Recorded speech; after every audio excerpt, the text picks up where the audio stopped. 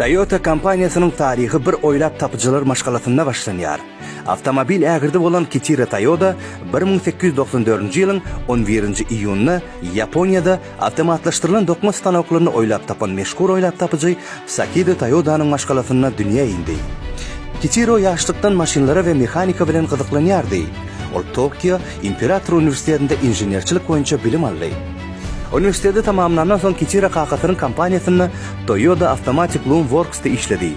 1929 ýylda Amerikanyň Birleşik Ştatlary we Ýewropa gitdi. Ol ýerde avtomobil senagatyny öwrenmek maksadyny goýdy. Yaponiýa dolanyp gelenden soň ol kakatyna geljeň avtomobillerde digin suwut etdi. 1933 ýylda Toyota Automatic Loom Works kompaniýasynyň düzümine avtomobil bölümi döredildi. 1937 ýylda bolsa bu bölüm öz başda kompaniýa öwrülip Toyota Motor Corporation adyny aldy. 1938 ýylda bolsa Toyota'nın ilkinji zawodynyň kapylary Koroma şäherinde açyldy. Ady Toyota'dan Toyota ütküdildi. Sebebi Yapon dilinde Toyota sözü 8 çyzyk bilen ýazylýar. 8 tany bolsa baxty san hasaplanýardy.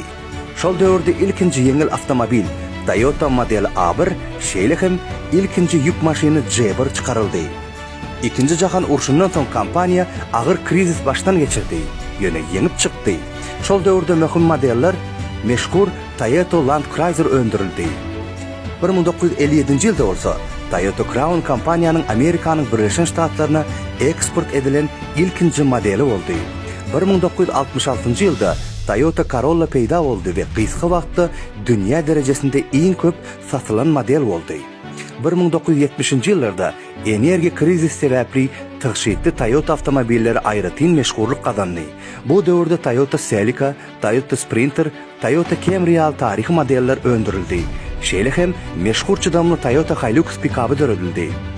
1989 ýylda kompaniýa ýokary sınıf brendi Lexus'y döretdi. 1994 ýylda dünýäde ilkinji crossoverlerden biri bolan Toyota RAV4 çykaryldy.